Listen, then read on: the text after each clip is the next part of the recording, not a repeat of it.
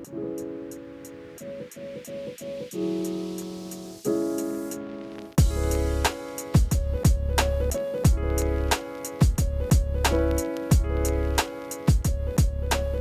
Cameron Officer here with another Sunday drive. This time we're looking at this amazing McLaren 570 GT. This particular car is a two-owner vehicle. It's done just over 7,500 kilometres. New Zealand new, obviously. Very, very well maintained and cared for by two very fastidious owners, and it's now for sale at Sunday Drive, so be sure to check out the listing on the website. Bit of a funny car, this one, for McLaren in some ways. It was also a bit of a funny car for the entire Grand Tourer genre, if you like. There'd never been a mid-engined GT before. When you think of GTs, you know, you think of cars with big long bonnets, engine up front, wafting across the continental flats of Europe in 5 seconds flat, and most importantly, with grace and pace. This car's definitely still got the pace, believe me. It's an impressive engineering proposition, but it's also been really well tuned for everyday comfort. It sounds a bit strange to say it, but it's actually a car, or a supercar, you could live with every day. That's its job. And it's got things like, it's got 2 boots, so it's the longest McLaren aside from a speed tail for a start. And part of the reasoning behind that is that it's got this other boot. You've got your boot at the front here with about 150 litres, but there's a supplementary usable space at the back. McLaren reckon you can get a set of golf clubs in there. I haven't tried that myself, but hey, they wouldn't say that if they didn't mean it, I'm sure.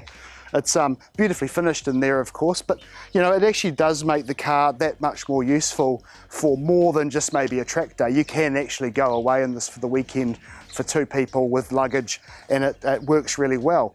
So while it's been set up for comfort primarily, it's still got all the sharp-edged kind of McLaren attributes you know and love. I mean, it's got a 3.8 litre twin-turbo V8 mid-mounted, of course, so it's got that visceral sound, and it's got all the usual adaptable modes and elements, so you can play around and make sure this car can be as sharp as anything. You can take it to a track day and you wouldn't walk away disappointed.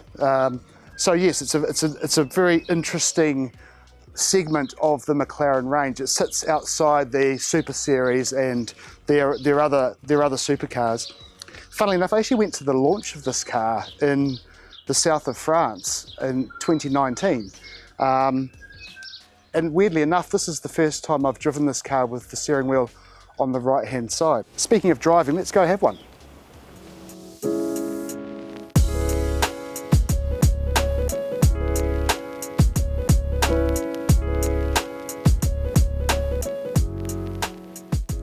So that 3.8 litre twin-turbo V8 has 419 kilowatts peak power and 600 newton meters of torque. So it's an absolute belter. 0 to 200 k's an hour, 9 seconds. You'll notice they don't bother with the 0 to 100 k an hour time these days. It's 0 to 200 k's an hour. Obviously not something you'd want to test out on a public road, but for a track day, it's absolutely vital statistic, and pretty impressive one at that. Again though, with all this power and dynamic ability, and the ability to sharpen up the throttle response and the steering feel, and individualise the feedback that you get, the performance that you get for a track day, for example, or a really sharp B road, it still remains a really comfortable car to drive. I'm blown away. I actually had forgotten from a couple of years back when I drove this for the first time, I'd kind of forgotten just how the slight differences that really add up to a lot in this GT. It does definitely befit the GT tag, and that's why it remains a really unique proposition in that iconic McLaren lineup.